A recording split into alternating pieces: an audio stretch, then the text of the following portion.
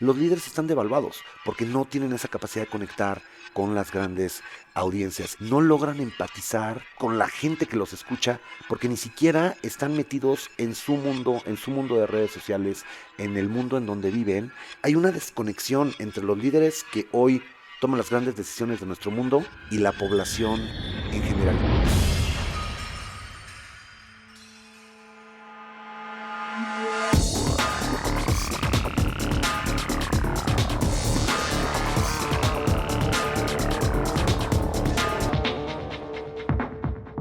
Hola y bienvenidos a un nuevo episodio de Cracks Podcast. Yo soy Oso Traba y entrevisto a las mentes más brillantes para dejarte algo único y práctico que puedas usar regularmente.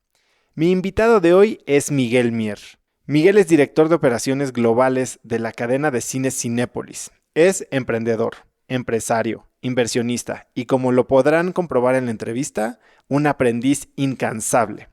Hoy Miguel y yo hablamos sobre el impacto que tienen las historias en las conexiones humanas, del valor que aporta la educación continua para la transformación personal y sobre cómo organizar tu vida cuando estás involucrado en 1001 proyectos.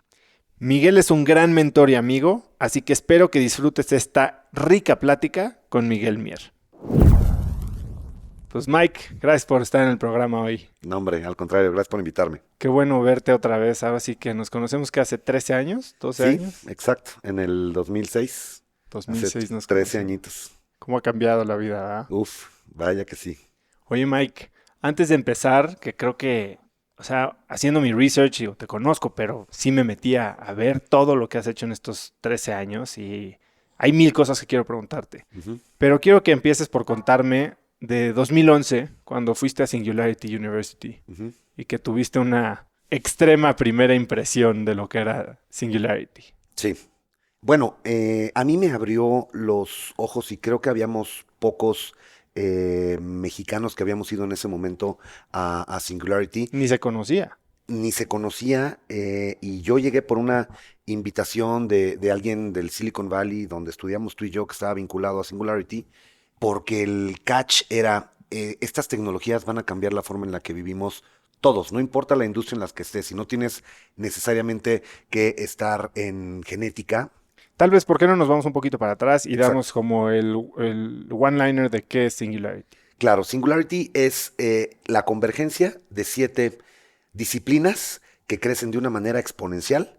Y estas 7 disciplinas tienen que ver desde el supercomputing, la acumulación de datos y procesamiento de datos a través de computadoras, temas que tienen que ver con la biología, o sea, la genética, la nanotecnología, que es hacer tecnología en cosas muy pequeñas, em, 3D printing, en fin, son 7 disciplinas que todas están creciendo a la velocidad de la ley de Moore, que la ley de Moore dice que puedes procesar información en cada 18 meses, se duplica la capacidad de procesar información, Se corta el mientras se precio. corta a la mitad del precio de procesar esa información. Entonces, esta ley de Moore que aplica para las computadoras, aplica para estas 7 disciplinas, y estas 7 disciplinas van a converger en el punto de la singularidad. Y el punto de la singularidad, una de ellas, una de estas disciplinas, es la inteligencia artificial. Y la inteligencia artificial está creciendo a esta misma velocidad de la ley de Moore, en donde cuando converjan 3D printing, inteligencia artificial, genética, nanotecnología, robótica, supercomputing, va a llegar un momento en donde probablemente los seres humanos perdamos el control de las decisiones y la conciencia de las cosas, y cosas que inventemos los humanos empiezan a tomar esa conciencia. Suena jaladísimo, suena algo irreal, suena a película de ciencia ficción, pero todo apunta a que el mundo sí va para allá. Bueno, todo esto lo expone Ray Kurzweil en su libro The Singularity is Near, y Exacto. Ray es de los fundadores de Singularity. Ray es Singularity es esta universidad que se funda por 2 personas, Ray Kurzweil, que es uno de los grandes inventores de Estados Unidos, que ha sido asesor de los últimos 4 presidentes en toda la parte de tecnología y la parte de invenciones. Y Ray Kurzweil además tiene un documental muy padre, Reaching Singularity, en donde él además cree que puede llegar a la vida eterna. Digo, es un gran soñador, es un gran inventor, y él todo el día se toma sus vitaminas y todas estas pastillas para hacer que su vida Se extienda. se extienda, y hace ejercicio y trata de mantener las células de su cuerpo activas y sanas para poder llegar al punto de la singularidad, porque él inclusive tiene otro sueño más rudo, que es revivir a su padre. teniendo DNA de su padre. Ray Kurzweil dice, y no está muy lejos, de que con DNA de cualquier ser vivo vas a poder recrear a ese ser vivo y más allá, hasta lo vas a poder modificar genéticamente gracias a estas tecnologías de la singularidad. Pero algo que es muy interesante, y esto suena pues muy soñador, esto que estamos hablando de la singularidad, eso cómo aplica en las cosas de todos los días, ¿no? Todos los días nos subimos a un coche y manejamos un coche de un lugar a otro y la singularidad te dice que los coches van a desaparecer. Tú ya no vas a manejar un coche porque no va a ser seguro. Va a haber una computadora va a haber Ubers que estén manejados por Google Maps que no van a chocar entre sí. Entonces ya no vas a tener un humano atrás de un volante con la posibilidad de chocar, sino para ti va a ser un servicio de transportación. Entonces va a cambiar en general el concepto de todo. Les estoy hablando de algo muy mundano, que es como transportarte de aquí a tu casa, pero inclusive el ownership de tu casa va a ser distinto. Tú probablemente ya no vas a ser dueño de tu casa. Bueno, es Vas a lo que está vivir. pasando con los coches hoy, ¿no? Mucha gente opta por dejar de comprar coches. Creo que las ventas de coches el año pasado tuvieron, o el antepasado fue máximo y han venido decreciendo a velocidades impresionantes los últimos 2 años a nivel mundial. Y ahí estás tocando un punto en donde toca las vidas de toda la gente que tiene que ver con el mundo de los automóviles y las millones de personas que viven alrededor de la industria de los automóviles. Pero ahí una de las disciplinas de la singularidad está cambiándole la vida a todas esas personas. Detroit es una ciudad que está vacía porque no hay coches. Sin embargo, los humanos nos seguimos transportando. Ese es el punto. Se están modificando las industrias, pero las necesidades humanas, esas no se modifican tanto ni tan rápido. Bueno, ahí entran algunas otras prácticas como las telecomunicaciones, trabajo remoto, etcétera, que sí llegan a impactar directamente, tal vez no en una proporción mayor, pero la práctica de transportarte. Mucha La gente práctica ya de deja de transportarte para ir a tu transportarse. oficina, porque ya no va a existir tu oficina, porque tu Exactamente. oficina va a ser las horas que tú dediques a cierta actividad. Y se va a modificar todo como vivimos. Entonces, lo que pensábamos, o lo que pensaba yo en el momento en el que fui esa primera vez a Singularity, es la industria en la que yo vivo y en la industria en la que yo trabajo, es una industria pues que es muy vieja. Y que ha Es sufrido una transformación de 13 años para acá brutal. de 13 años para acá brutal, pero es una industria que se inventó hace 120 años con los hermanos Lumière, pasando un pedazo de plástico a través de un haz de luz y proyectándolo. Ahí se inventa el primer cinematógrafo hace 120 años. Y al final del día lo que hacemos nosotros, la exhibición cinematográfica, es un haz de luz que proyecta una historia en una pantalla. A mí me apasiona la industria en la que estoy y ¿por qué voy a Singularity? ¿Por qué creía que estas tecnologías de Singularity van a impactar nuestra industria? Y lo sigo creyendo y está pasando y seguirá pasando. eh, Porque pues tiene que ver con la manera de producir películas, la manera de distribuir películas, la manera de exhibir películas. Pero hay algo en las películas que es lo que más me motiva a mí, lo que más me inspira a trabajar en esta industria, que el core, la parte central de una película es contarte una historia. Ese es el centro de lo que nosotros hacemos. No es tanto comprar butacas y pegar tabiques para construir un cajón en donde le vamos a poner una pantalla al frente y bocinas alrededor y vamos a traer un montón de gente. Eso es secundario y eso es accesorio. El corazón de lo que nosotros hacemos es contar películas o ser un enabler para que se cuenten las películas de la mejor manera posible. Si así lo entendemos y esta idea la tratamos de pregonar al interior de Cinépolis en los 16 países en donde operamos, el fondo es que la película se cuente de la mejor manera posible. Tenemos que ser lo más respetuosos a los creadores de la historia y entender lo mejor que podamos este mundo de la creación de las historias, porque eso es lo que está provocando la transformación de la que haces mención de los últimos 13 años. Se está modificando la manera en la cual se cuentan esas historias. Y estas grandes empresas monolíticas, estos Big Six Major Studios, los grandes capos de Hollywood, 6 capos, deciden qué es lo que todo el mundo, todo el Ve. globo terráqueo va a ver y las historias que van a entretener a todo el planeta, está cambiando y está cambiando a una velocidad que no nos damos cuenta. Y hoy por hoy alguien te puede contar una historia en un teléfono celular. Y esas probablemente son las historias más divertidas y más interesantes cuando vemos los IG stories de nuestros amigos. A veces estamos viendo algo en la televisión y lo dejamos de ver por ver los IG stories de nuestros amigos. Y podríamos no tener televisión. Entonces, mi gran inquietud hacia ir a Singularity, y no deja de prevalecer esa inquietud, es hacia dónde va el mundo de la industria en donde yo trabajo, que segunda derivada de este comentario es el mundo sobre el cual los seres humanos nos queremos entretener. ¿Qué está pasando con ese mundo?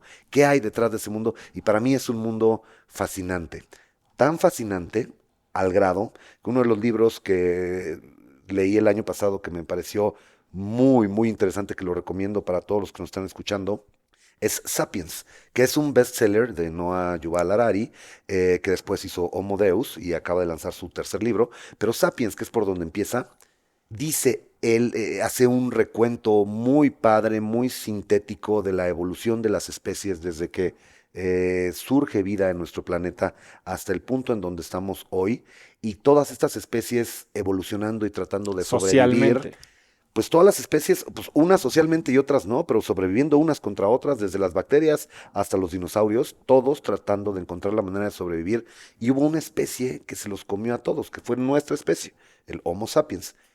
Noah Yuval Harari dice que hay dos características que nos llevaron a ser la especie dominante de todo el globo terráqueo. Y esas dos características es la capacidad de imaginar cosas, o sea, el pensamiento abstracto del ser humano, y la segunda es la capacidad de comunicarnos. Lo que estamos haciendo en este momento, la capacidad de comunicarnos es la segunda variable que, combinada con la capacidad de abstracción de nuestro cerebro, llevó a que nuestra especie, este chango evolucionado, se volviera la plaga del mundo, que es hoy lo que somos, pero nos volvimos la especie dominante. Gracias otra vez a contar historias, a la capacidad que tenemos de contarnos historias, porque imaginarte algo en tu pensamiento creativo es algo que no existe, como lo que estamos platicando ahorita con quienes nos están escuchando.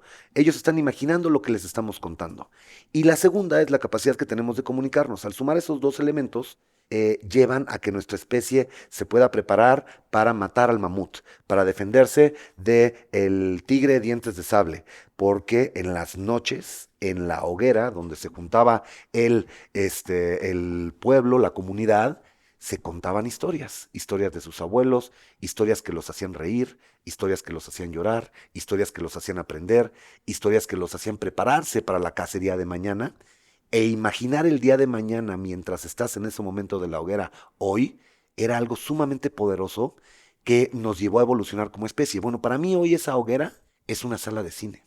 El lugar en donde puedes contar las mejores historias de la mejor manera contadas por estos grandes cineastas es en el interior de una sala de cine, porque se vuelve una experiencia comunal.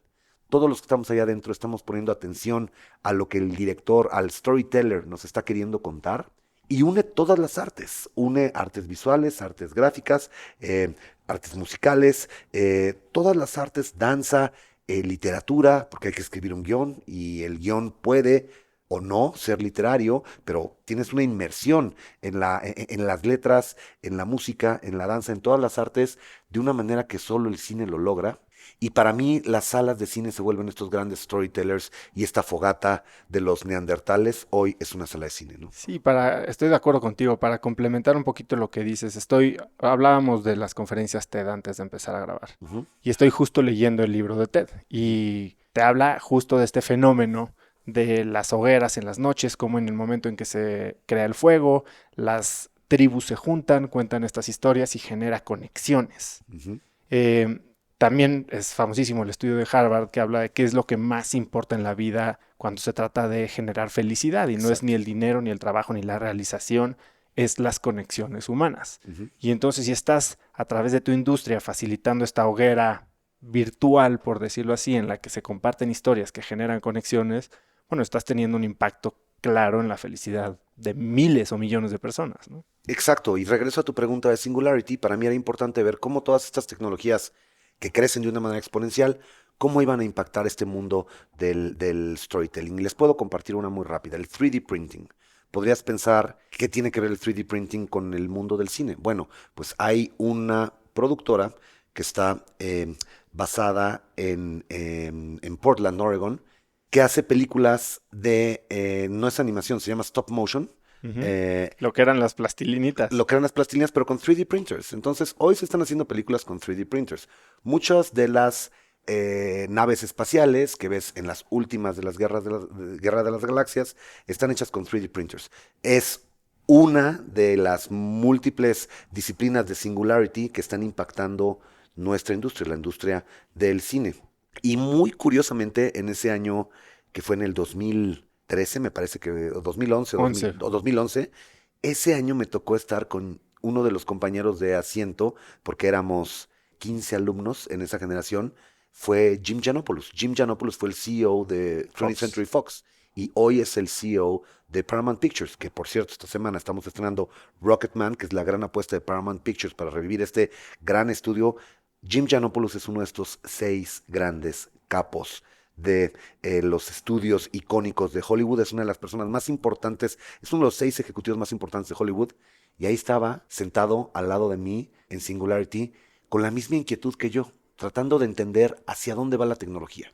Sí, entiendo que ese día hasta creíste que te habían estafado cuando llegaste a Singularity. Claro, porque veías hasta los maestros, hasta cómo estaban vestidos los maestros, con chanclas, shorts, un verano en Palo Alto, que hace calor, con unas t-shirts, todos fachosos, y no podrías creer que había hasta uno de los emprendedores de la currícula de maestros, era un cuate que nos entrenaba en wellness.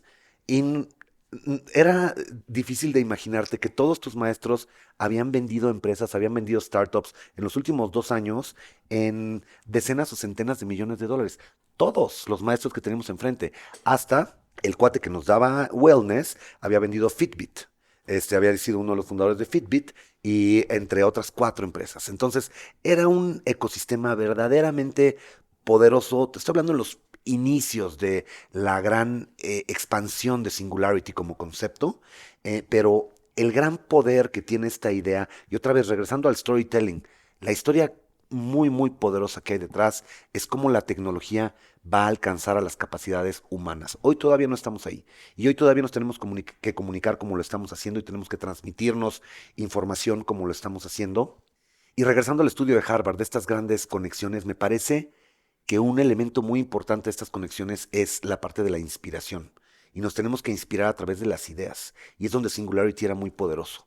Si a ti te interesaba la parte de biología, volteabas a Singularity y te podías inspirar en estos médicos que estaban desarrollando eh, tecnologías, modificando células para crear corazones que pudieras quitarle una enfermedad de arritmia a un corazón, y era sumamente inspirador a lo que te puede llevar la tecnología, ¿no? Sí, que la premisa de Singularity es, puedes trabajar en lo que quieras, siempre y cuando puedas impactar 1 billón de vidas, ¿no? Exacto. Y ese era el Singularity Challenge, que el otro gran pensador dentro de Singularity es Peter Diamandis. Y la historia de Peter Diamandis es muy interesante también porque Peter Diamandis, ahora sí que como el logo de Think Big, de La- IBM y de IMAX, hacer las cosas en grande. Peter Diamandis piensa en grande y Peter Diamandis es el creador del X Prize, en donde trataba de hacer que seres humanos subieran a la estratosfera y bajaran con un vehículo que pudiera subir y bajar al menos 2 veces. Eso podría hacer la... por un premio de $5 millones, ¿no? pero cuando él te cuenta la historia, lo más interesante es que no tenía los 5 millones de dólares. Y no tenía, ni siquiera sabía que se pudiera hacer. Y se lanzó como el Borras a publicitar el evento. Y le hizo una publicidad increíble y el X Prize y reunió a los científicos más importantes de Carnegie Mellon, de Stanford, de MIT, de la Universidad de Seúl, de universidades europeas, a tratar de ganarse sus 5 millones de dólares que no tenía todavía. Y al ver que estaban pudiendo avanzar, logró encontrar a alguien que lo fondeara y un X Prize o 2 X Prizes más adelante logra el fondeo de Virgin, en donde se vuelve Virgin Space.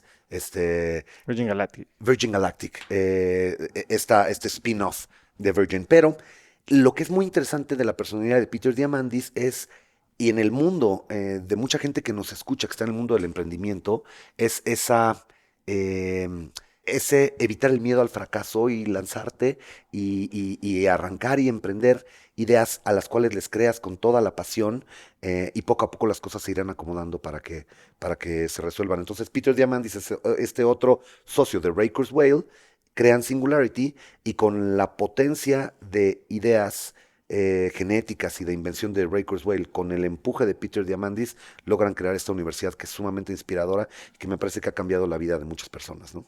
Ahora quiero moverme un poco Porque, bueno, tú en 2015 diste, regresando al tema de TED, tu Sí. plática TED, Ujú. ¿no? Se llamaba Meet Mar, que es un, si lo explico bien, es un modelo mental de cómo atacar la vida, por decirlo así. Ajá, Y Mar era mente, acción, resistencia. exacto. Y Meet es de conocer. Conoce a Mar y Mar era el acrónimo de una persona. Correcto. Ahora, mente, empecemos por ahí. Eres un estudiante incansable. Yo te conocí cuando estabas haciendo tu primer posgrado. ¿Fue el Correcto, primero? sí, ¿Cuántos correcto. llevas? Ahorita estoy terminando, si todo sale bien, en enero del año que entra termino mi cuarta maestría. Cuarta maestría. Sí. Y eres profesor de varias otras. Y soy profesor de una maestría en Administración del Entretenimiento en Carnegie Mellon en Los Ángeles. ¿Qué hay detrás de esta o de este hambre de seguir aprendiendo? Pues creo que la pregunta es bien, interesante porque yo en la carrera inclusive no era tan buen, o sea, no era tan clavado a la estudiada.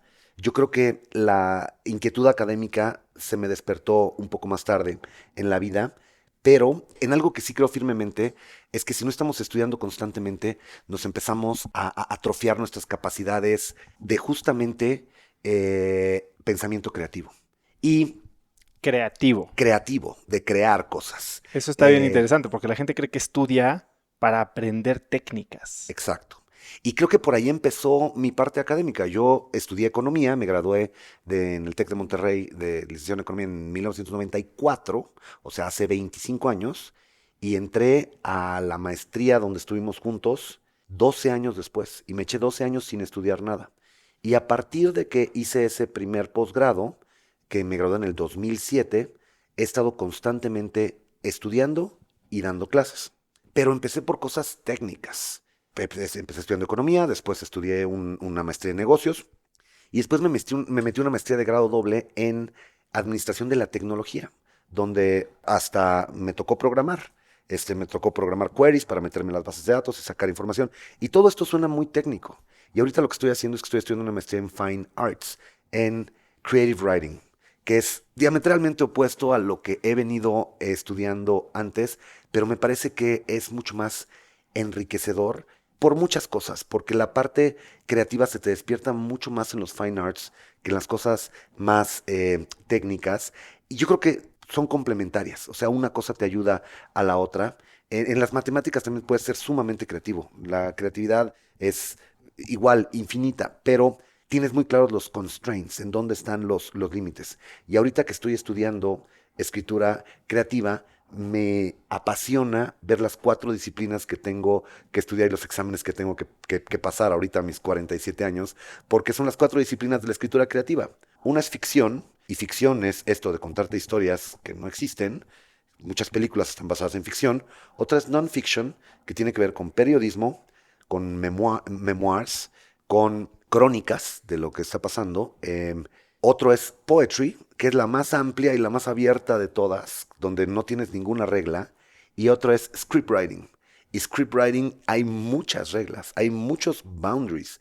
Dentro de los boundaries que tienes que tener para escribir un script, la profundidad de la creatividad es enorme. O sea, entre esta pared y esta pared, que es lo que debe de medir el primer tercio de tu historia, te puedes ir tan profundo como quieras, pero tienes esta estructura.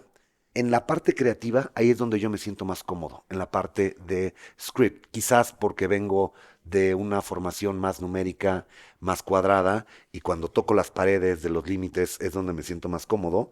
Me siento mucho más incómodo cuando estoy en las clases de poesía, Haz lo que quieras. y cuando tengo que escribir poesía, haz lo que quieras, escribe lo que quieras, y para ti de qué color es el cielo. Cuando lo estoy viendo de un color, pero lo puedo expresar de un color, de un sabor, de un olor, y como lo quiera expresar en las clases de poesía, este, me cuesta más trabajo, pero al mismo tiempo me reta más, porque me saca de mi zona de confort. Entonces, no los quiero aburrir con todas estas historias de este programa que estoy haciendo en Creative Writing, pero si hablo tanto es porque me parece muy apasionante lo que estoy viviendo igual y lo que estoy aprendiendo a mis 47 años y cómo se expresa todo eso en palabras. Cómo somos los seres humanos capaces para expresar tantos sentimientos, tantas emociones en palabras. Por eso la parte literaria me parece tan apasionante, ¿no? ¿Tú leías poesía antes? No, jamás. ¿Y hoy tienes algún poeta preferido? Pues yo creo que T.S. Eliot es de los que me parecen más inspiradores, pero y vaya, estoy estudiando en Charlotte, en North Carolina, que es una tierra en donde se busca balancear la parte literaria con escritores y con autores que no sean el mainstream. Me ha tocado leer mucha poesía y literatura gay, mucha poesía y literatura afroamericana, mucha poesía y literatura escrita por mujeres, por amas de casa, que no sean el mainstream. Y es padrísimo ver cómo las palabras que expresan distintos grupos son distintas y te hacen sentir emociones distintas ¿Y y puedes es ver sumamente un hilo enriquecedor. conductor dependiendo del grupo? Es como la cocina, me parece. Te saben las salsas y los postres, te saben distinto. No es que sepa más rico uno que otro. Simplemente el sabor es distinto y te despierta en tus papilas gustativas emocionales o del corazón, te despierta sentimientos distintos y es bien padre descubrirlo. Es como cuando un extranjero lo traes a la Ciudad de México y prueba unas cosas, pero luego te lo llevas a Oaxaca. También es comida mexicana, pero sabe totalmente distinto. Bueno, esa experiencia de sabores que tiene nuestra cocina, me parece que es a lo que me expuse al irme a este programa, ¿no? Y cuando no estás aprendiendo mediante un programa estructurado, ¿lo sigues haciendo? O sea, me dijiste que lees, ¿no? ¿Cómo escoges o cómo piensas en qué leer o cómo te guías? ¿Tienes algún método para elegir qué leer? ¿Sabes qué me guía mucho? La industria en la que vivo, porque me nutre mucho la industria en la que vivo. Y leo mucho, pero vinculado con temas que en muchos casos me despiertan las películas. Y cuando doy clases en Los Ángeles o me invitan a dar pláticas en Canacine o en cualquier universidad aquí en México, uso mucho esta frase trillada de que somos los libros que leemos. Estoy totalmente convencido de eso. Nuestro cerebro se estructura por los libros que leemos. Si nos metemos a estudiar derecho, pues nuestra mente va a estar programada y preparada por todo lo que leímos respecto a las teorías del derecho alrededor del mundo del derecho, así como los que estudiamos economía, los que estudiaron actuaría y los que estudiaron poesía Y religiones. y religiones. Somos los libros que leemos y la Biblia nos va a mover la manera en la que pensamos y el Corán y el Mahabharata y el Ramayana. Pero también creo que somos las películas que vemos. Si las películas hacen bien su labor de transformarnos como seres humanos, el bagaje emocional de lo que tenemos y muchos de los puntos de referencia también vienen de las películas que vemos. Y yo veo muchas películas. Yo a la semana, pues no hay semana que no vea 4 o 5 películas. ¿Y les Este, dedicas el 100% de tu atención cuando las estás viendo?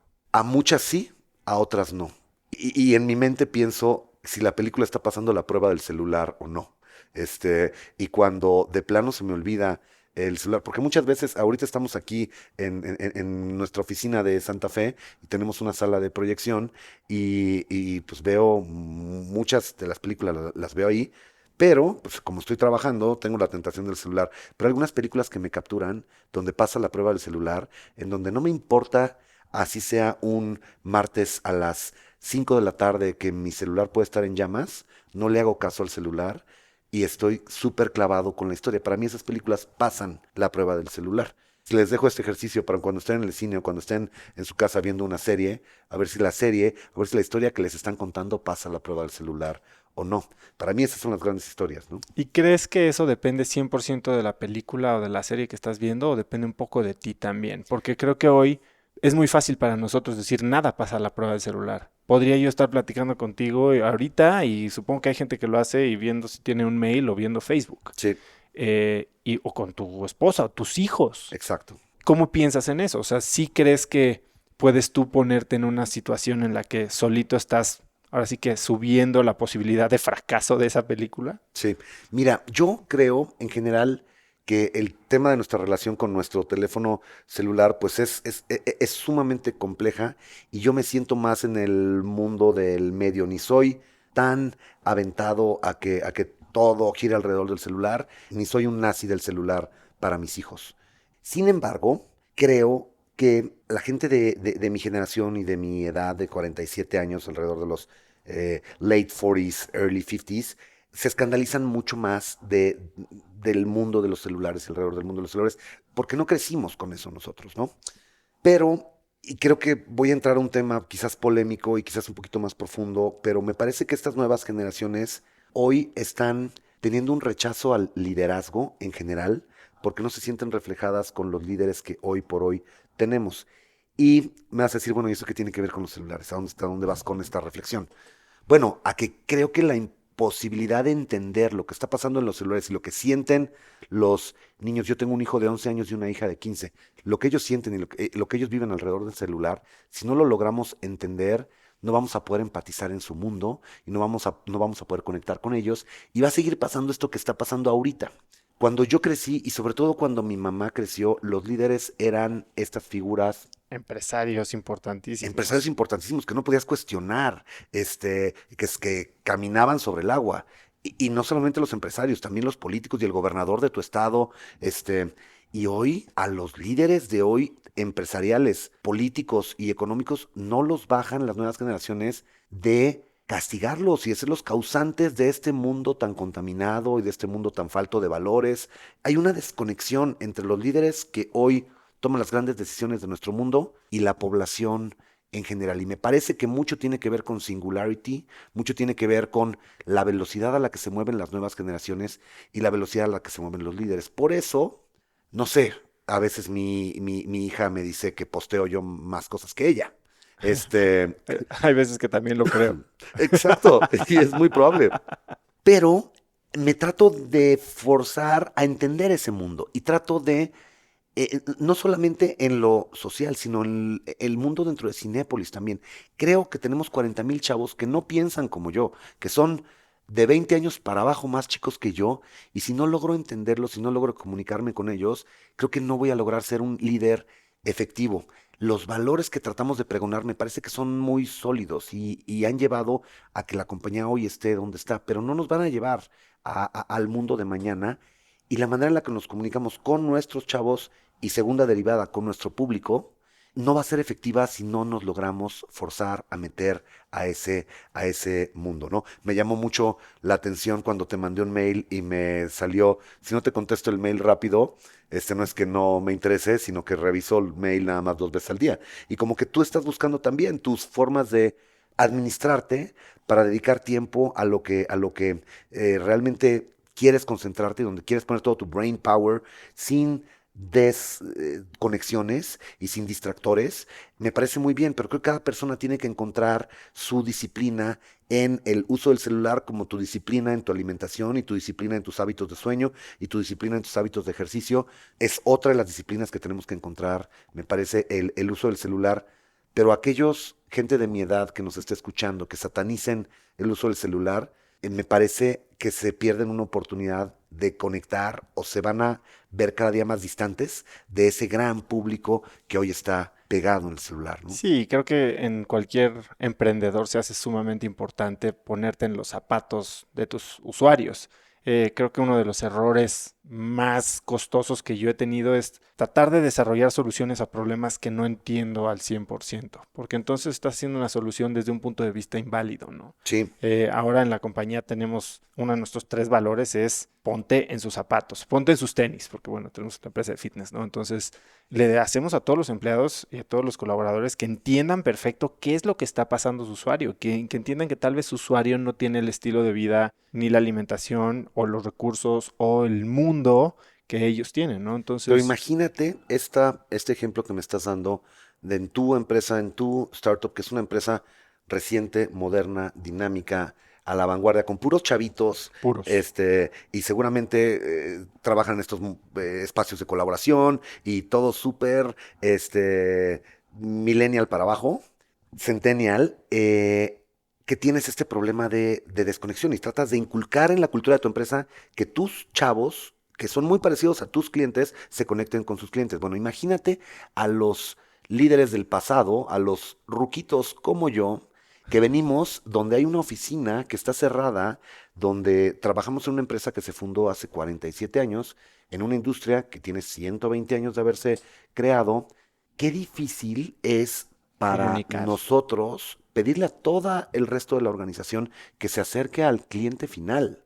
y que no te duermas en tus laureles corporativos y no te sientes atrás del escritorio, porque el momento de la verdad está siendo la transacción que está sucediendo en este momento en Cinépolis Perisur, el sabor de esas palomitas, este, para mí ese es uno de los grandes mensajes que trato de comunicar en los 16 países donde operamos, que nos tenemos que salir de esta oficina e irnos al punto de venta.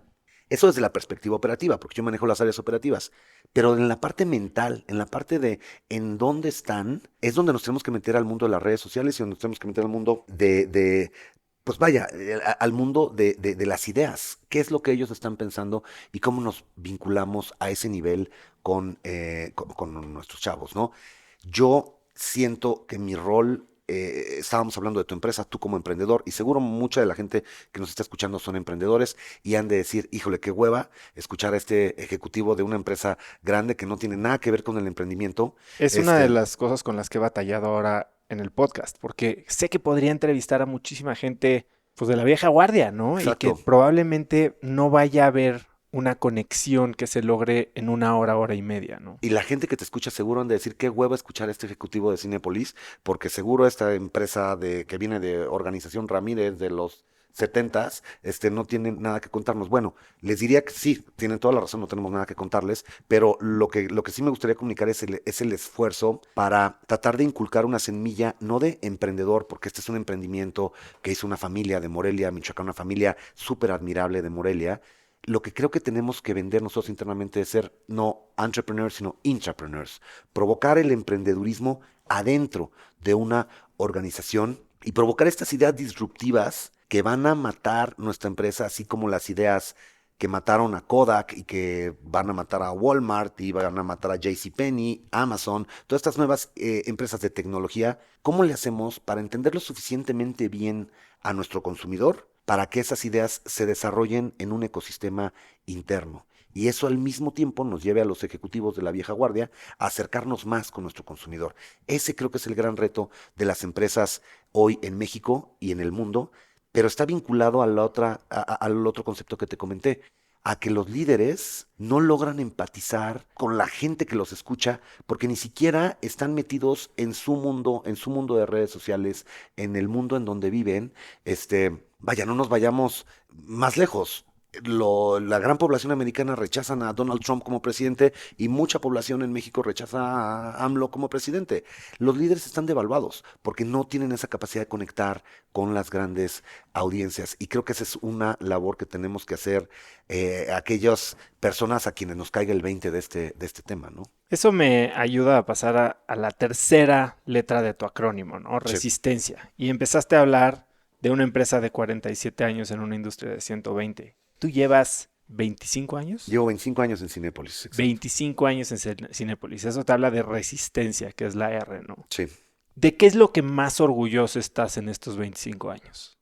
Pues yo creo que justamente de la capacidad que tenemos de enfocarnos en proyectos que tengan alto potencial y no desistir en el camino, de la R, de la resistencia. Creo que un ejemplo que comparto ahí en el TED es lo descabellado que podría pensar que una familia emprendedora mexicana de provincia, de Morelia, Michoacán, entre al mercado más grande de su industria, que es el mercado de la India. O sea, esto es una idea que suena jaladísima de los pelos, y muy difícil de lograr. Peor cuando te enfrentas al ecosistema en India y te das cuenta que todo es, o sea, muy difícil de lograr. Es corrupto, nada funciona, es caótico, te toma todo más tiempo, la gente te dice que sí, pero realmente te están diciendo que no. La gente de negocios te dicen que los contratos que tú firmas son un marco de referencia. Tú dices, bueno, pero aquí dice que me vas a pagar a los 10 días. No, 10 días es un marco de referencia, es aproximadamente 10 días. Pueden ser 10 o 30. Todo lo que viene en un contrato, te dicen, es una referencia de nuestra relación comercial. Entonces, es increíble que ni lo que dice un contrato lo van a respetar. Bueno, ese es el mundo en el que nos fuimos a meter. Y nos costó 4 años abrir nuestro primer cine. Y vaya, en el TED narro una historia de afuera de una oficina de un funcionario público que estábamos a 40 grados muriéndonos de calor en la antesala de la oficina en la ciudad de Hyderabad. y este funcionario público no nos quería dar la licencia. Y ahí estábamos afuera, probablemente era una sala pues más chica que esta es una sala que tiene, aquí cabrían probablemente 20 personas y estábamos quizás 30, muchos de ellos sentados en el piso haciendo un calor horrible. Este cuate no nos abría la puerta y ya después de que nos tuvo ahí como una hora y media, la camisa, ya te imaginarás, empapada en sudor, ya nos mete a su oficina donde sí había aire acondicionado y nos tuvo sentados. Llegó a subir los pies en el asiento porque él tenía que mostrarnos a estos extranjeros Qué que él era mandado. la autoridad y que él era el que podía firmar el permiso. Y me llegaron a decir mis colegas, todos indios, y decir indio, by the way, para quienes no lo sepan, no es un nombre peyorativo, es el país de donde viven es India y ellos son indios. Hindús son los que son de religión hindú, pero en India puede haber de religión hindú o musulmán o de cualquier otra religión, pero su nacionalidad es indios. Estaba yo con mis compañeros indios. Este cuate sube los pies sin las sandalias, las dejó abajo y nos tuvo ahí 20 minutos explicándole. Me llegó a preguntar que en qué parte de Estados Unidos estaba México. Yo le tuve que contar que era un país distinto, o sea, con un nivel de ignorancia tremendo, pero lo único que querían era sentar a estos extranjeros a que rindieran pleitesía ante la autoridad de Hyderabad. Y al final de eso, a las 2 semanas nos dieron la licencia y pudimos arrancar el cine. Este cine arrancó un año y medio después de lo que habíamos planeado. Entonces, imagínense para los emprendedores, para los inversionistas, que tengan todo invertido en su empresa y no la puedan operar durante año y medio. Imagínense la frustración. Y los dueños de esta empresa Cinépolis fueron suficientemente pacientes para esperar a que se firmaran estos permisos y se lograra empezar a vender boletos de cine y palomitas. Y ahora sí que haciendo una referencia cinematográfica de Kevin Costner y The Field of Dreams, If you build it, they will come. Construimos ese cine y a raíz de que abrimos la puerta y empezamos a vender boletos, los números fueron más del doble de la asistencia que teníamos proyectada en nuestro plan de negocios. Entonces, haciendo una reflexión para los emprendedores que nos están escuchando, en India lo que pasa, sí te paga el mercado, pero tienes que aguantar y aguantar. Por eso puse la R en el acrónimo de MAR, que es Resilience en inglés y Resistencia en español. Tienes que aguantar, aguantar, aguantar, aguantar.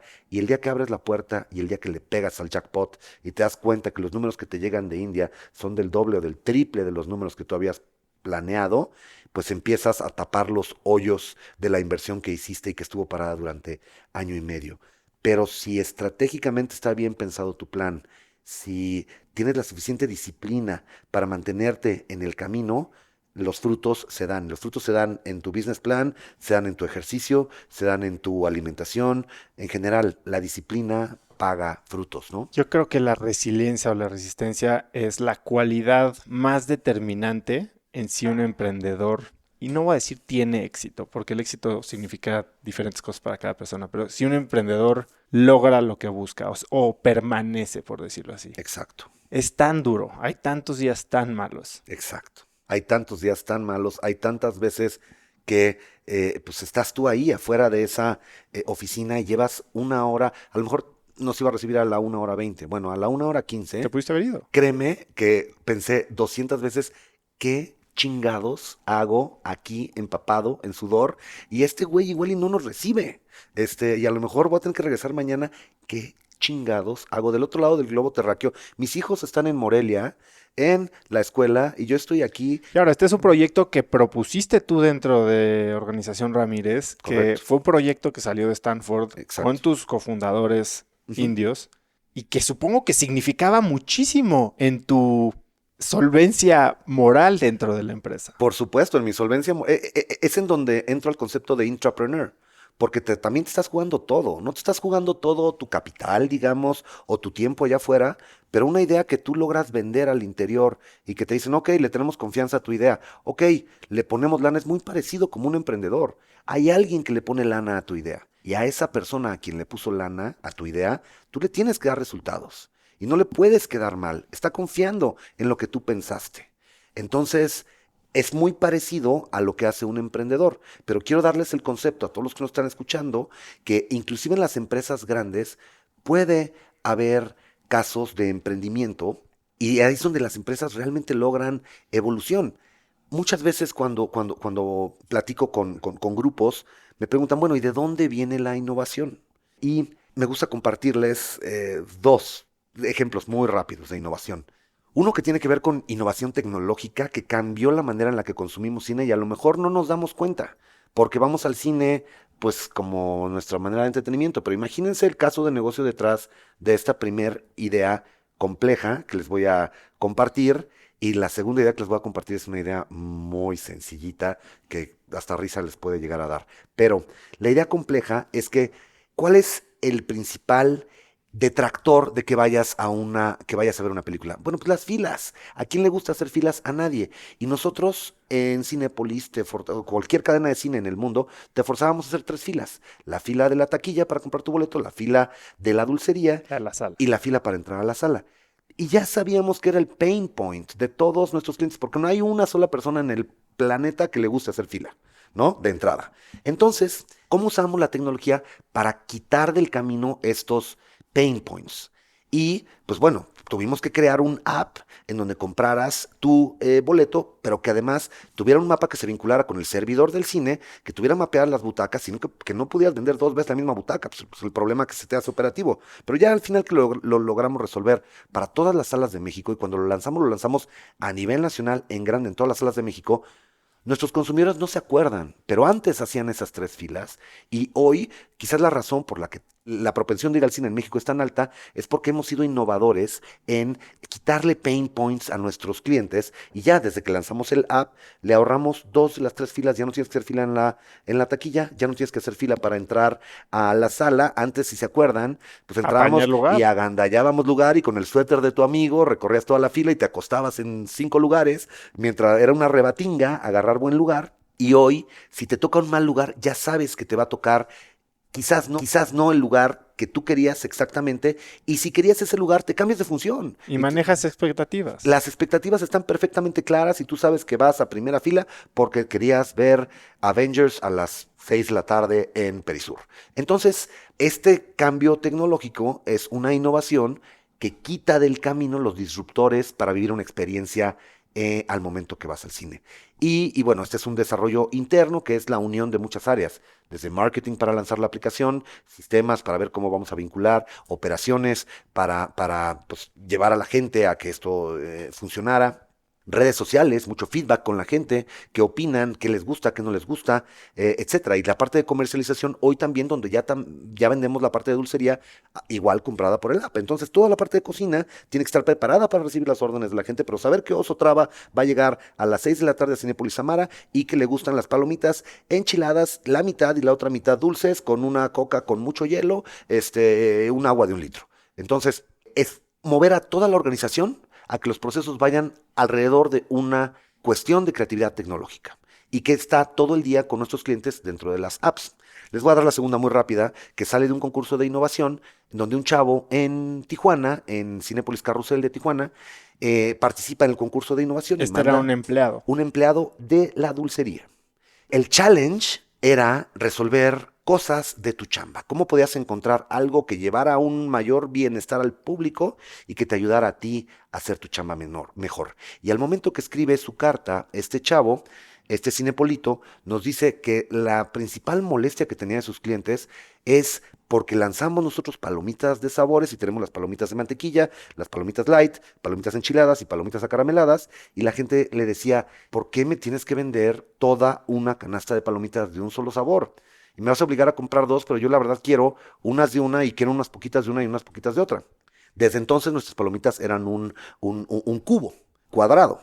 Y lo que hizo este chavo para evitar el problema con sus clientes es que tomó estas cajas de cartón, que son un cubo de cartón, le quitó una de las paredes, la rompió de otra caja de cartón y la puso en medio y dividió este cuadrado en dos triángulos a través de una de las hojas de otra caja de cartón.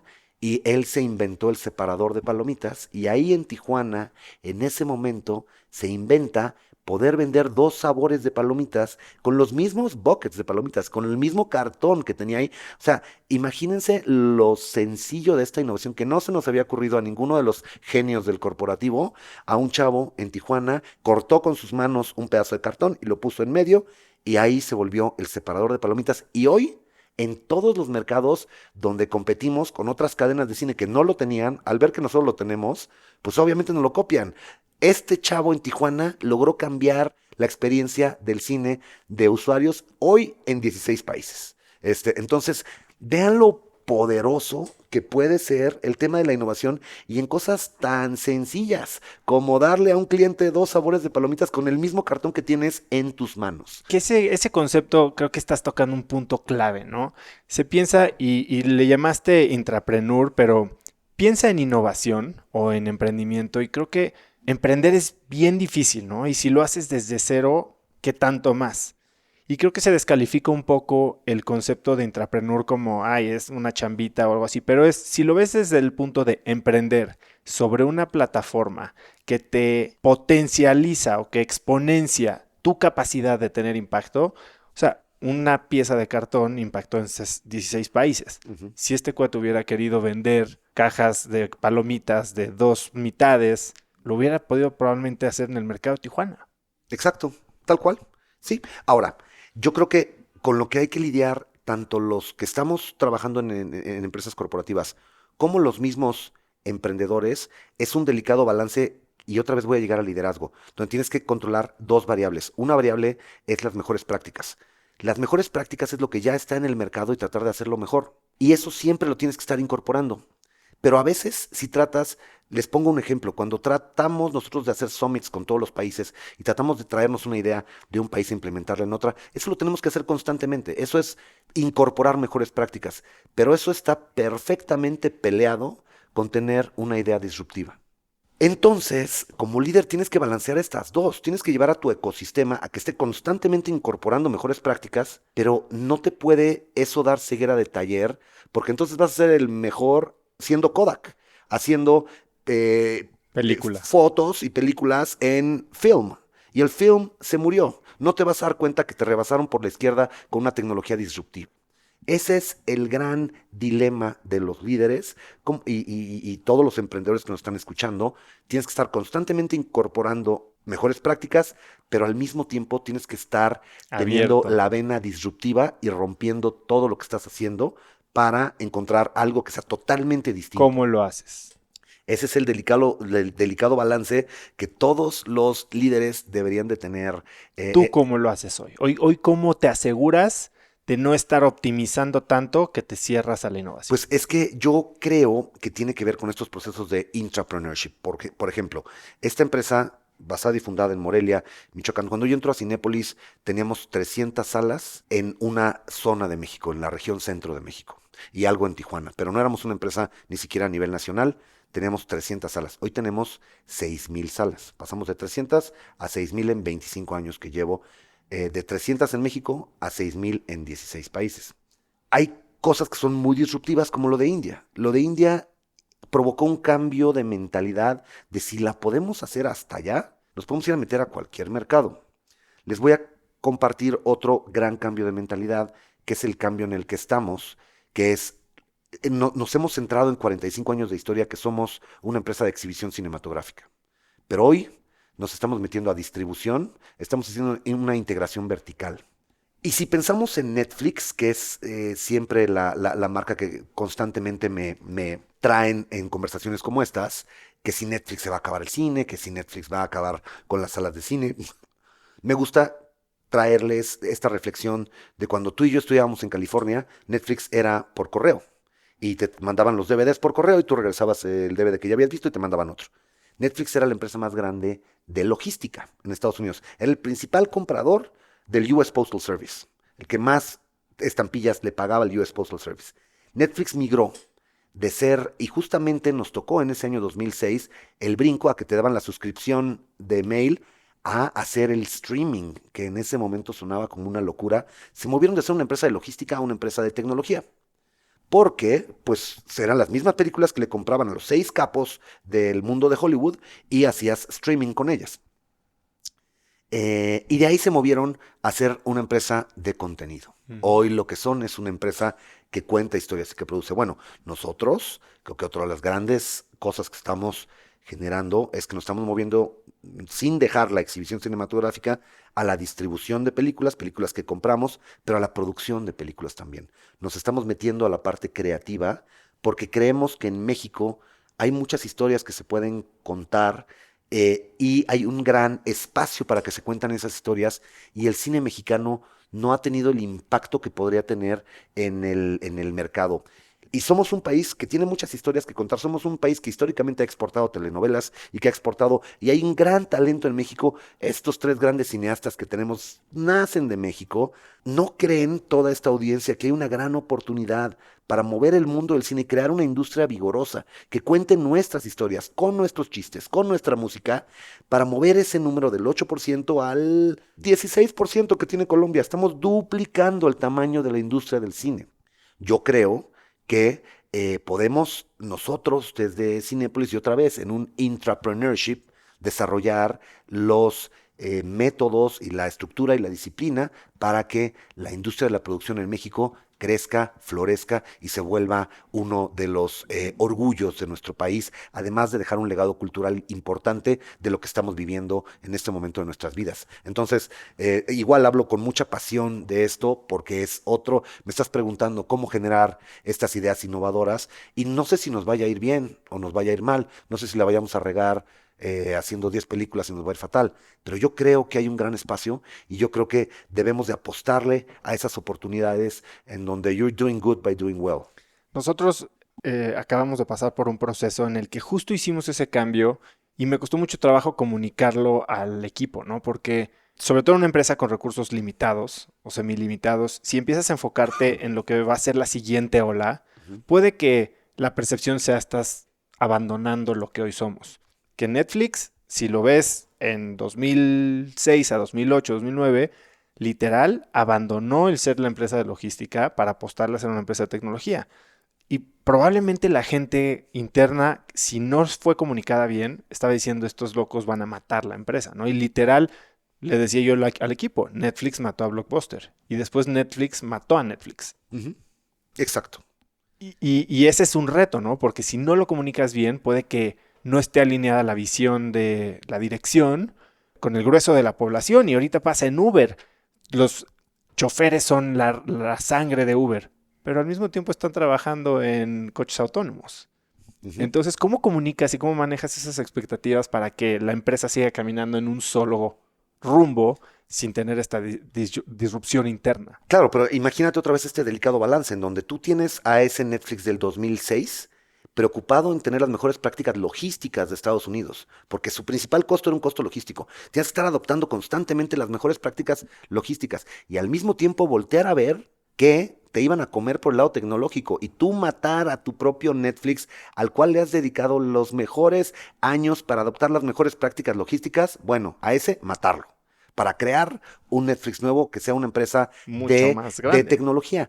Pero al mismo tiempo, al darte cuenta que eres una empresa de tecnología, que vas a competir contra los AT&Ts, contra las otras empresas de tecnología de conexión de redes, contra las grandes cableras, contra las grandes broadcasters, que son otra vez empresas de tecnología, se dan cuenta que lo que la gente busca no es la conexión de bits y bytes que navegan por la nube, es la historia que les quieren contar. Y se dan cuenta que el que tiene el poder es el dueño de la historia. Y regresamos a donde empezamos esta entrevista, el poder de las historias. Y Netflix se vuelve la empresa que invierte más en producción. 13,000 millones de dólares al año. Que los 13,000 millones de dólares al año son más que la suma de lo que invierten los 6 estudios juntos. Los 6 estudios te dan como 10,000 millones, más o menos. Y ahí ahí te estoy poniendo a Disney, que Disney tiene a Marvel y a Star Wars y todas las películas que pensamos que se hacen en todo el mundo. De los 6 estudios es menos de lo que Netflix invierte en la producción de estas historias y de estos contenidos. Y regresamos a la naturaleza humana tratando de, con este gran apetito hacia las historias, a que nos cuenten buenas historias, que nos las cuenten en el mejor formato posible y que nos las cuenten en el lugar, en el environment más inmersivo para que te cuenten esa historia, ¿no? Hablando de historias y de la industria del cine y del blockbuster y Netflix, no sé si has oído un podcast que se llama Business Wars. Sí. Bueno, hay una serie, la primera serie que sacaron cuando salió el podcast el año pasado fue Blockbuster contra Netflix y acaban de sacar una reedición con 3 o 4 nuevos capítulos Ujú. sobre la Blockbuster contra Netflix, pero ahora ya hablan de la entrada de todos los nuevos jugadores, ¿no? Hulu, Ujú. Disney Plus, etcétera, y está interesantísimo para Sí, los que lo quieran oír, porque te lo cuentan a manera de historia, ¿no? claro, claro. No, y la otra es que nadie sabe nada en esta industria. Se va a reinventar toda la parte del entretenimiento. Entonces, creo que es un buen momento para que nosotros, por un lado, apoyemos a la industria nacional, apoyemos al talento nacional y podamos ser un elemento también que pueda, con sus propias historias generadas aquí en México, pues competir contra las otras plataformas de contenido que se van a empezar a hacer pues, por todos lados, ¿no? Quiero aprovechar que usaste la palabra reinventar, porque platicando con amigos en común, les pedí que te escribieran. Ujú.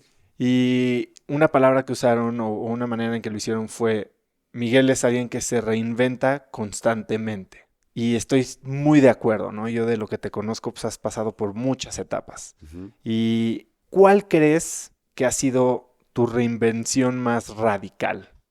Yo creo que lo que más cambió mi vida fue haber decidido estudiar mi primer maestría en un ambiente que era totalmente ajeno a mí, hostil, hasta en un idioma que era totalmente ajeno a mí. Creo que me fui a poner en el lugar que más miedo me daba y que me causaba menos confort, que me había sacado más de mi zona de confort. Y van a decir, ay, te la estás jalando. Este, pero voy a explicar esto. Yo nunca había estudiado en Estados Unidos, entonces yo no sabía que era un GMAT. Y tuve que estudiar un año para el GMAT y me costó sangre poder dar el número para que me aceptaran en una universidad buena en Estados Unidos. Desde ahí empezó mi proceso de transformación y mi proceso de sufrimiento, pero yo no hablaba suficientemente buen inglés. Hablaba suficiente para escribir los ensayos que tenía que escribir con mucha paciencia y con muchas revisiones, pero a la velocidad a la que daban las clases en Stanford, era para mí las primeras clases haberme metido al Twilight Zone. No entendía la velocidad con la que daban los conceptos. Entonces, mi transformación de vida, estaba yo recién casado, mi hija, bueno, no recién casado, pero tenía 2 años de casado, mi hija Sofía tenía un año, este, Daniela, mi ex esposa, nunca había salido de Morelia. Entonces, pues nos fuimos a un departamentito chiquito dentro de Escondido Village, dentro de la universidad. En el que me invitaste a cenar. Es correcto, donde hicimos varios barbecues ahí los sábados y mi hija Sofía corría, y yo me iba en bicicleta a la escuela, y me llevaba de la escuela todas las tareas que tenía que hacer para el día siguiente. Yo no podía comprender cómo alguien podía leer tanto en las noches y me sentía yo el más tarado en las clases, me sentía el menos preparado, y de verdad llegué a pensar que había cometido un grave error y que iba a fracasar terriblemente, porque no estaba ni entendiendo las cuestiones culturales, ni entendiendo lo académico, ni entendiendo lo social, que me invitaban a la casa de alguien a las 5, y me ponían la invitación de 5 a 6:30 y yo llegaba a las 6 como buen mexicano, Y ya se había acabado. y ya se había acabado, pero además me veían como un descortés, y yo pues estaba haciendo tarea en mi casa y le decía a mi esposa, no, al ratito llegamos, y me veían cuando llegaba con un nivel de descortesía tremendo. Bueno, toda esa exposición a un cambio de cultura de la parte académica, creo que es lo que más trabajo me costó, y esa creo que fue la primer reinvención. Yo no corría, por ejemplo, no hacía jogging. Y ahí empezaba a correr.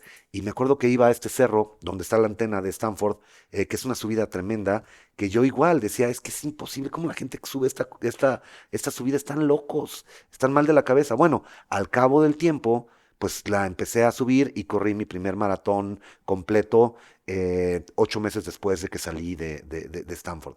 Pero eran todos estos sentimientos de discomfort. Me sentía mal, me sentía fuera de lugar, me sentía pez fuera del agua. Y llegamos a la R de mar. Seguirle, seguirle, seguirle. Y al final creo que me sentí no tan mal cuando me gradué, pero ahora, el mes pasado, este año estamos a 12 años de haberme graduado. Me invitaron por segundo año a dar una clase ahí en Stanford, uno de mis maestros. Me dio un orgullo tremendo regresar a las aulas y ahora yo regresar siendo el que está del otro lado, el que les está impartiendo conocimientos, cuando yo me sentía tan intimidado cuando estaba del otro lado del escritorio.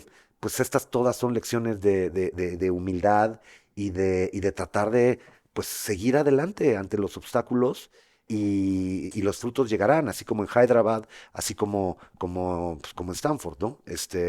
Seguir adelante y regreso a contestar tu pregunta de la reinvención. ¿Cuál fue la reinvención como más drástica que tuve? Pues me parece que fue ahí, porque además ahí estando así de incómodo es donde sale la idea de que Cinépolis se vaya a la India.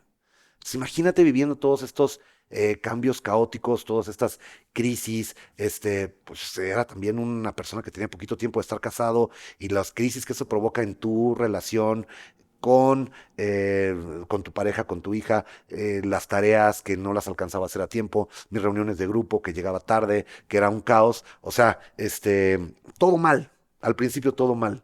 Y afortunadamente al cabo del tiempo las cosas se fueron corrigiendo y todo fue mejorando y todo fue tomando su curso y me cambió la mentalidad. Y eso, cambio de mentalidad, es la que me llevó a hacer el siguiente estudio y el siguiente estudio y el siguiente estudio y el siguiente posgrado, y a darle un gran valor a la parte educativa. Yo no puedo dejar de decirle a quienes nos están escuchando que el mejor tiempo y dinero que he invertido en mi vida tiene que ver con la educación.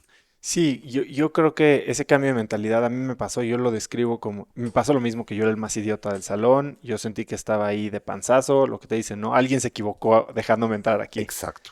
Pero yo sí llegué además con una mentalidad muy cerrada, o sea, una visión del mundo muy chica, aunque había viajado y lo que tú digas, sí tenía una mentalidad de yo voy a lo que voy y toda esta gente, los indios, los asiáticos, no, hombre, esos que hagan su rollo allá, quién sabe qué van a decir, no saben ni hablar inglés. O sea, llegué con una mentalidad muy chica y además de abrirme el mundo, creo que lo que más aprendí en esa experiencia fue a aprender. Claro. Y yo no he hecho ningún posgrado en sí después de Stanford. He pasado por creo que 11 aceleradoras de negocios, he leído cientos de libros Ujú. y eso es algo que estoy de acuerdo contigo. Ahora, la pregunta es, el dinero mejor invertido y el tiempo mejor invertido es en educación. ¿Cómo se va a ver esa educación en 30 años? Porque Claro. así como está siendo Exacto. transformada la industria del entretenimiento, yo hoy no sé cómo van a estudiar mis hijos en 15 años la carrera. No Claro. sé si van a estudiar una carrera, lo decíamos. Mis empleados tienen 20, 25 años Sí, y no no sabemos si van a estudiaron. existir las carreras, exacto. Ahora, nada más déjame regresar a complementar mi respuesta, porque la otra parte que yo era totalmente atípico dentro del ecosistema de Stanford y del Sloan es que todos eran personas que estaban buscando emprendimientos para levantar dinero en el mundo de la tecnología, ¿sí? En el mundo virtual, o sea, levantar dinero de fondos de inversión en el mundo de la tecnología. Lo que menos querían era trabajar para alguien, o sea, todos querían volverse emprendedores, sus propios jefes, multimillonarios muy rápido. No querían tener que ver con un sueldo y todos querían que fuera con cosas de tecnología y con cosas virtuales. Yo venía del mundo perfectamente opuesto. Opuesto. Yo venía de un mundo, de una empresa familiar que me contrató y que me becó y me mandó. Pero esa empresa familiar es de brick and mortar, es de ladrillos. No tiene nada que ver con tecnología. De una industria, podrías pensar, anacrónica, de hace 100 años de antigüedad, donde yo no iba a levantar dinero de nadie. Ibas a Este, regresar a tu Iba a escritorio. regresar a mi escritorio, a mi chamba, a mi puesto, con mi tarjeta y con mi corbata. Yo era Dilbert, iba a regresar a ser Dilbert en Stanford, en el mundo del emprendimiento. Entonces, imagínate cuando yo hablaba de mi historia y me decían, bueno, ¿qué haces aquí? ¿Qué no quieres mandar Cinépolis a volar y tú emprender y volverte?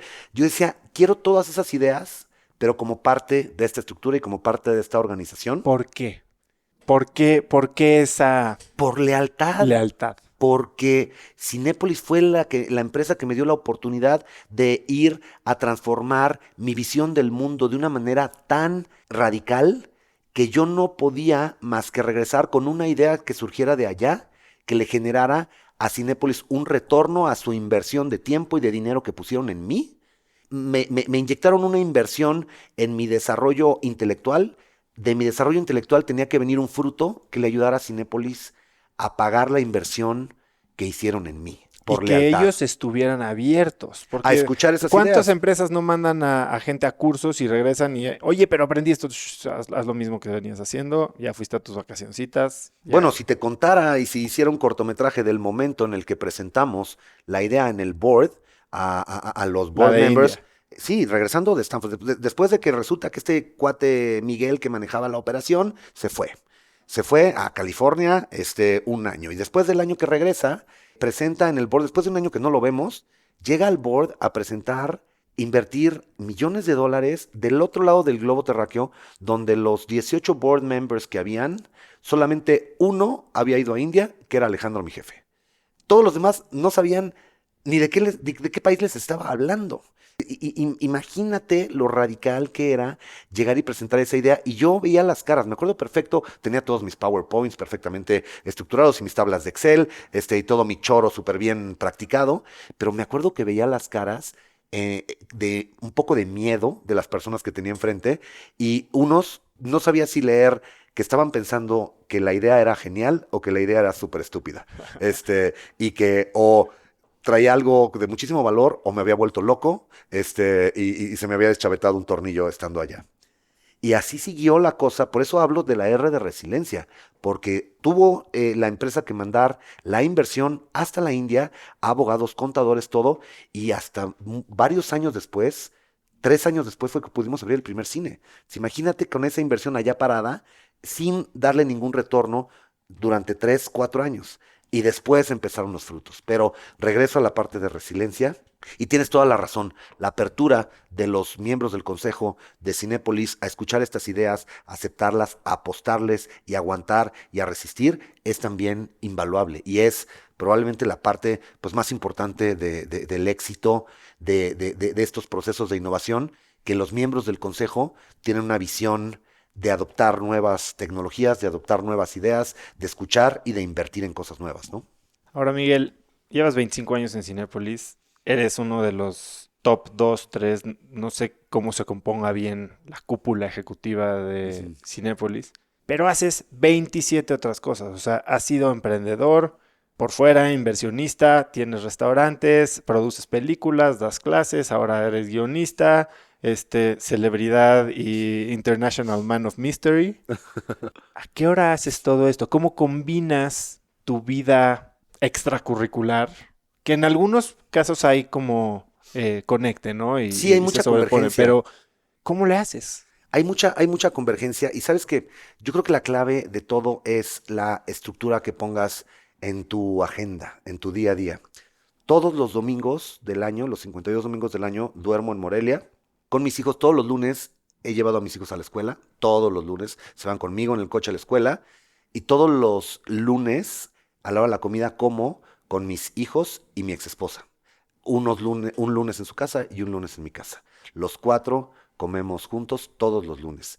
Y todos los lunes, antes de la hora de la comida, obviamente a las 9 de la mañana, tengo una junta con todos los países que me reportan y con todos los ejecutivos que me reportan. Es una junta súper disciplinada de 9:00 de la mañana a 10:00 de la mañana. Si alguien llega un segundo tarde, No, paga una multa. Y lo que hacemos al final es que hacemos nuestro festejo de fin de año, nuestro barbecue de fin de año, lo hacemos con las multas que paga la gente, pero además hay un seguimiento de quienes deben multa, entonces es el shame de que llegaste tarde ya 3 días, 3 lunes seguidos.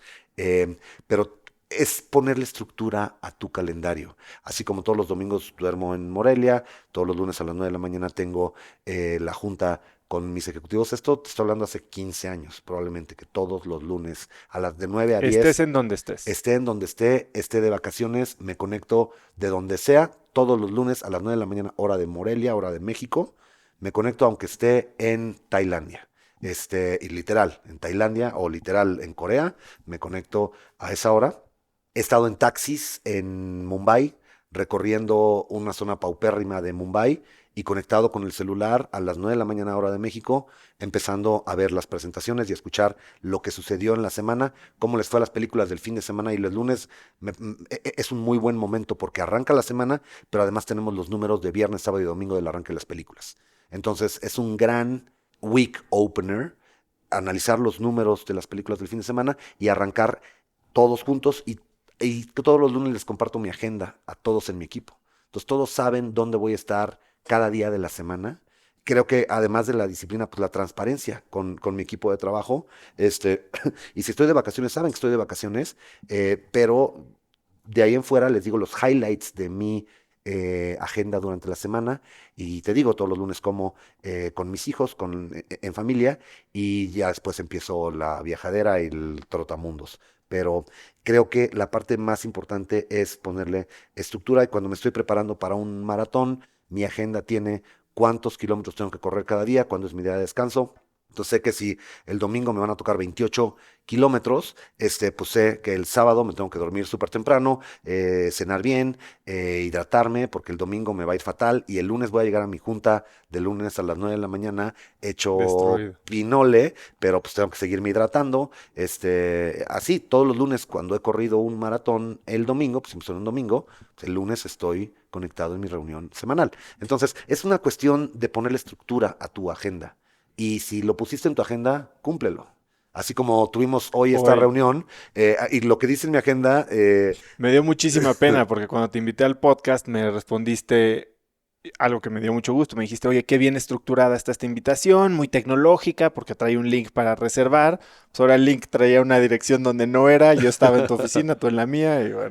no, pero bueno, mi punto al que hago referencia es que si está en mi agenda y dice que voy a estar a las 4:30 de la tarde en la colonia Roma, pues ahí voy en camino a estar a las 4:30 de la tarde en la colonia Roma. O sea, eh, planea y ejecuta de acuerdo a lo planeado. Y así, pues como en todo, ¿no?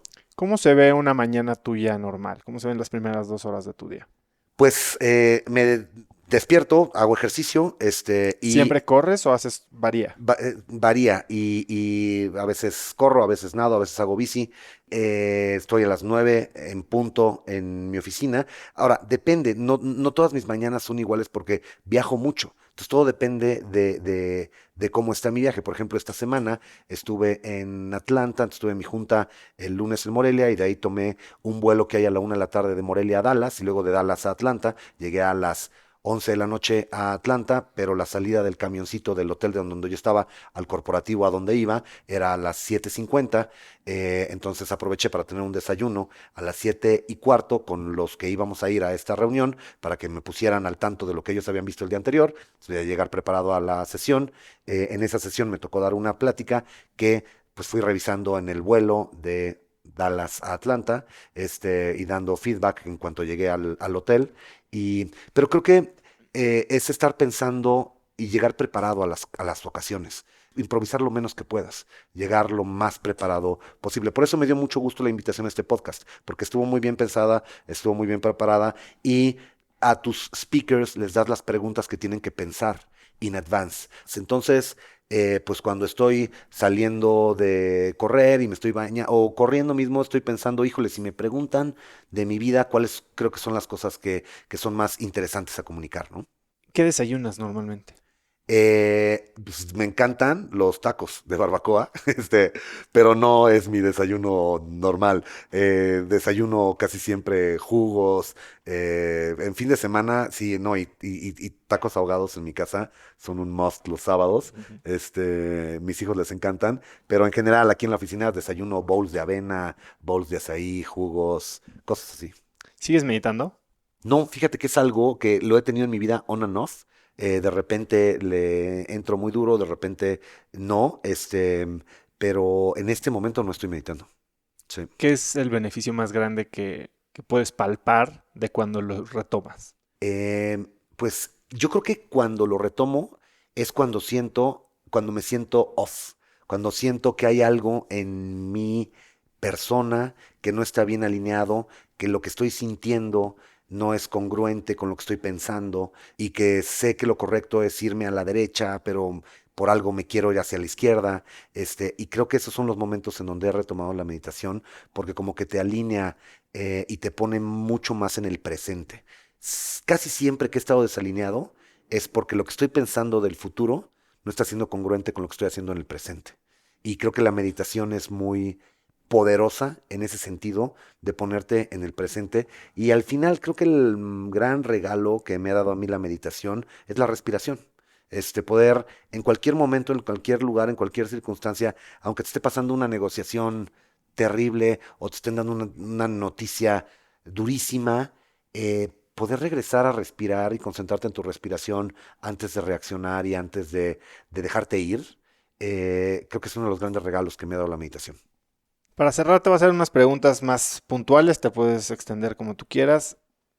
¿Hay algún documental que hayas visto recientemente y que te haya impactado? Vi en Sundance The Hunting Ground y es un documental que te da muchas cifras del nivel de acoso sexual a las niñas en las universidades en Estados Unidos, las universidades de todo, desde Ivy Leagues hasta universidades regionales. La cifra que más se me quedó clavada en la cabeza, sobre todo que tengo una hija de 15 años que pronto entrará a la universidad, es que el 40% de las niñas que van a una universidad en Estados Unidos reciben algún tipo de ataque sexual. No estoy diciendo violación, de algún tipo de ataque de acoso, Harassment. harassment, en un bar, en un baño, e incluye violación también, pero casi una de cada dos niñas han recibido algún tipo de ataque. Ese número se me quedó muy fuerte en la cabeza y este fue un documental que vi en Sundance. ¿Cuál es el fracaso que más te ha enseñado o que te ha enseñado la lección más valiosa? Más valiosa.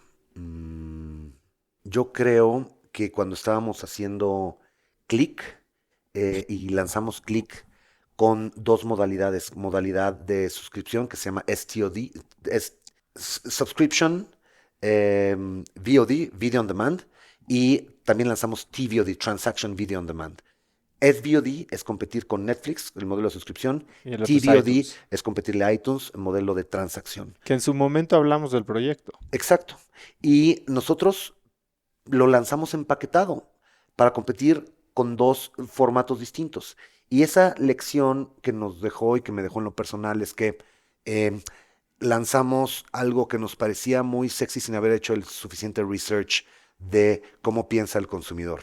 Y al lanzarlo nos dimos cuenta que el consumidor era muy difícil comunicarle al consumidor el esquema de ventanas bajo el cual se rige nuestra industria. Y en una ventana es la ventana de exhibición, luego es la ventana de transacción y luego es la ventana de suscripción. Si el cliente nos decía, ya te estoy pagando una suscripción para ver Rápidos y Porque hay Furiosos cosas que no 2, puedo ver ahora. ¿por qué no puedo ver Rápidos y Furiosos 5? ¿Por qué me la quieres cobrar aparte si ya te estoy pagando una suscripción? Y ya no está en el cine, además. Y así es como se rige nuestra industria y así son los modelos de negocio nuestros, pero para nosotros era muy complicado explicarle al consumidor eso. Y en el momento en el que dejamos el modelo de suscripción, además perdimos dinero. Toda esa etapa en donde estuvimos con los dos modelos, estuvimos sangrando cada mes, cada año, que operamos de manera conjunta. Ya al segundo año matamos el modelo de suscripción, nos quedamos con transacción, redujimos toda nuestra operación de click, le pusimos foco a aquellas cosas que se vincularan más con la ventana de exhibición, que es nuestra ventana de los cines. Entonces dijimos, no hace sentido irnos hasta suscripción, que es la tercera ventana, ¿por qué no nos quedamos con las dos ventanas que están pegadas, que es el cine y la transacción? Y vinculamos lo que ve la gente en el cine con el estreno cuando va a salir ya en el modelo de transacción y nos olvidamos de suscripción y ahí es cuando le pudimos dar la vuelta a Click y hoy pues Click es una empresa que opera con números negros, y es una empresa rentable, pero no le veíamos el fin cuando estábamos con los dos negocios juntos, ¿no? En los 5 últimos años, ¿qué es lo que mejor has aprendido a rechazar o a decir que no? Cosas de mi agenda, invitaciones a eventos, foros, comidas, pláticas. Creo que eso es lo que mejor he aprendido a ser muy selectivo. ¿Cómo decides a qué vas y a qué no vas? Yo creo que al principio, por ejemplo, empecé a hablar mucho en universidades y lo que pasa es que se te provoca una bola de nieve. Entonces, pues ya me iba hasta Mexicali, aprovechaba, visitaba los cines de Mexicali, y daba una plática en la Universidad de Mexicali. Era bueno, era padre, porque te estoy hablando de esto hace 18 años. Y de ahí me pasé como 4 o 5 años en un montón de universidades en México, en León, en Querétaro, en Tijuana, en Cancún, en Puebla. Y ahora lo que decidí es, en vez de estar dando pláticas por todos lados, decidí dar una maestría en una universidad específica en Los Ángeles y dar dos cátedras al año, una en la UDLA en Puebla, con un convenio que tenemos de la UDLA, y otra en la Canacine. Este, Después, ahí en el Inter de repente doy cosas esporádicas, pero estas son como, me decidí enfocar en estas, ¿no? ¿Y tienes alguna manera de rechazarlas políticamente?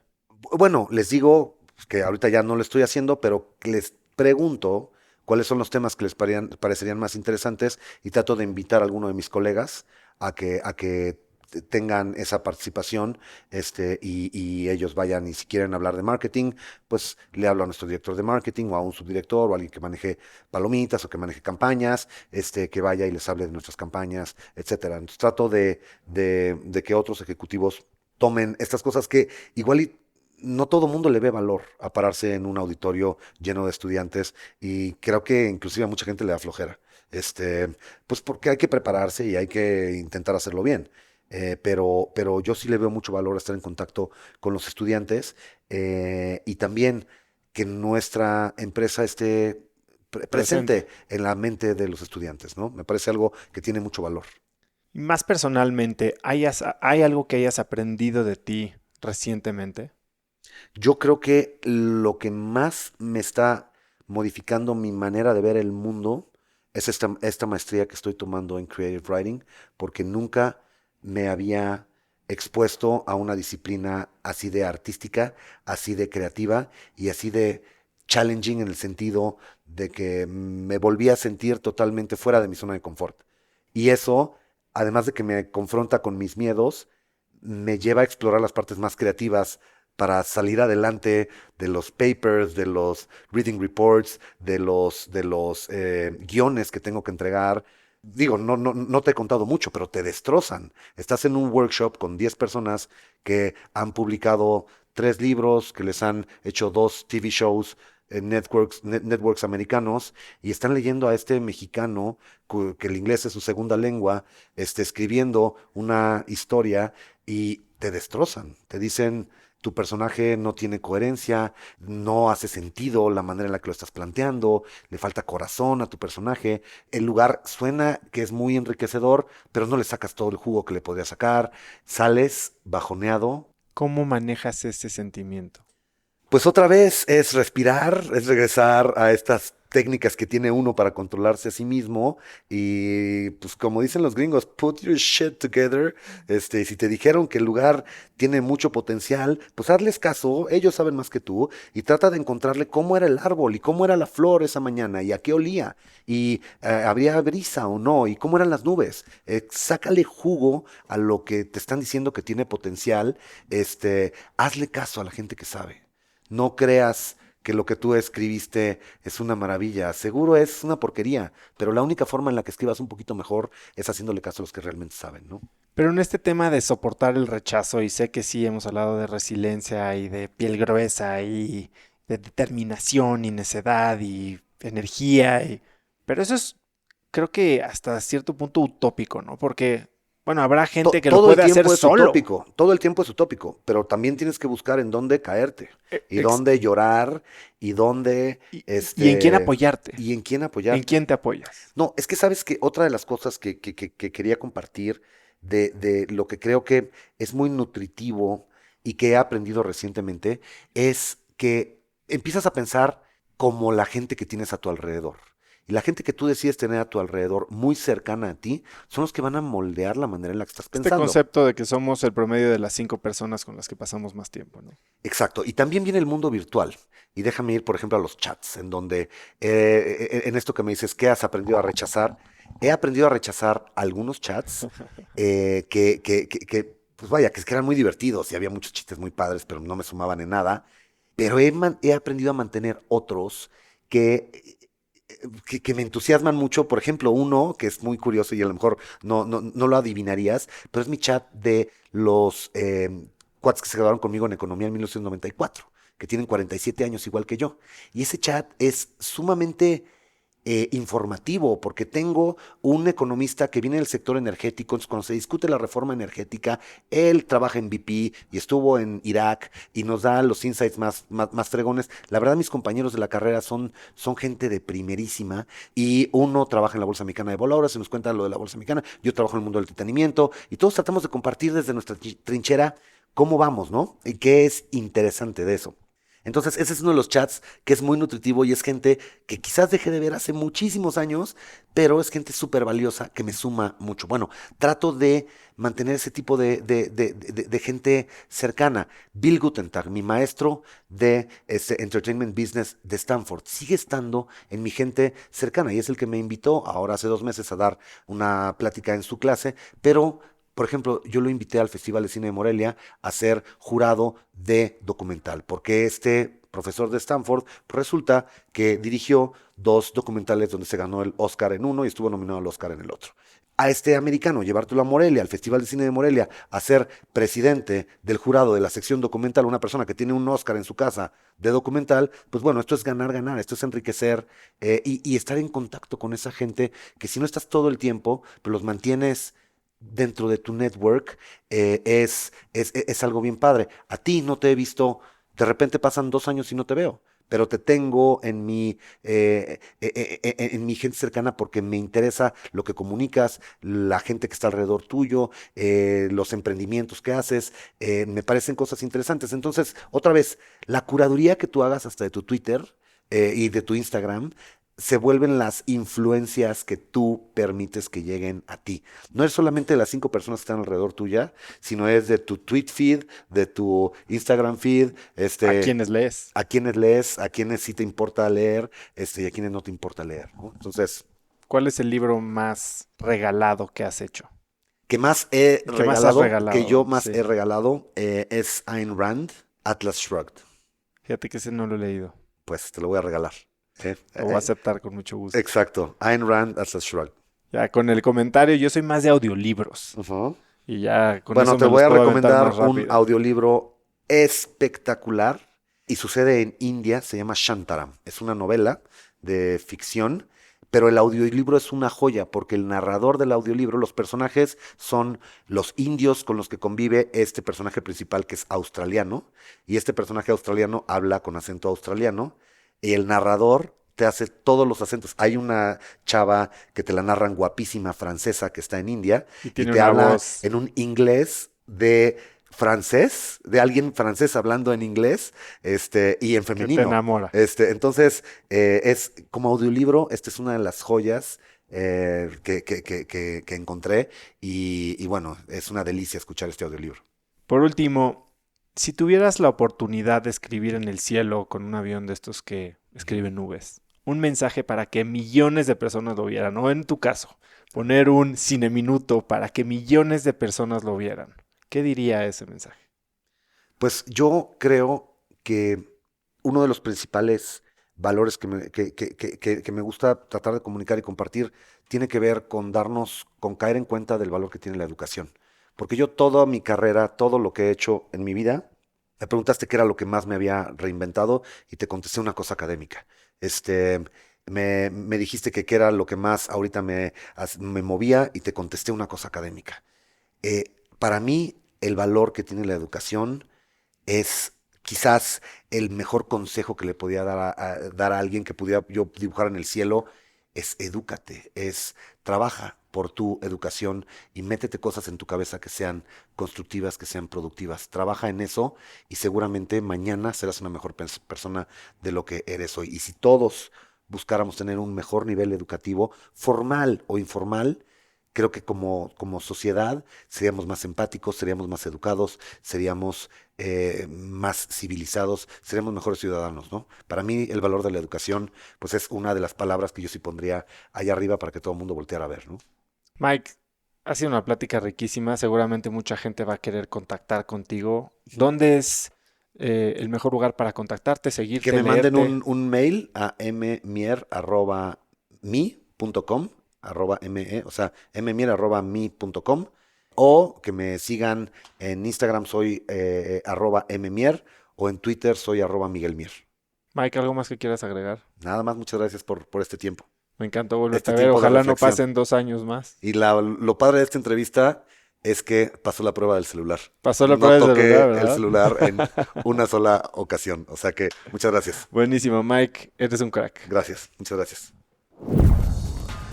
Me encantó platicar con Miguel, hace un tiempo que no lo veía y se nos ocurrieron muchas cosas que podemos hacer juntos. Si te aportó este episodio, por favor suscríbete en iTunes o Spotify para que puedas recibir los que siguen y califícanos en iTunes con 5 estrellas para que más gente nos encuentre. También suscríbete gratis a Viernes de Cracks, que es el boletín que mando cada viernes con 5 tips o recomendaciones rápidas que me hacen mis invitados y que te van a dejar algo muy bueno que comentar el fin de semana. Puedes hacerlo en cracks.la/viernes. También si aprendiste algo de este episodio, mencióname en tus historias de Instagram como @osotrava y @crackspodcast. También puedes encontrar links a todos los libros, documentales, películas, etcétera de las que hablamos Miguel y yo hoy en cracks.la/Miguel. Eso es todo por hoy, yo soy Oso Trava y espero que tengas una gran semana.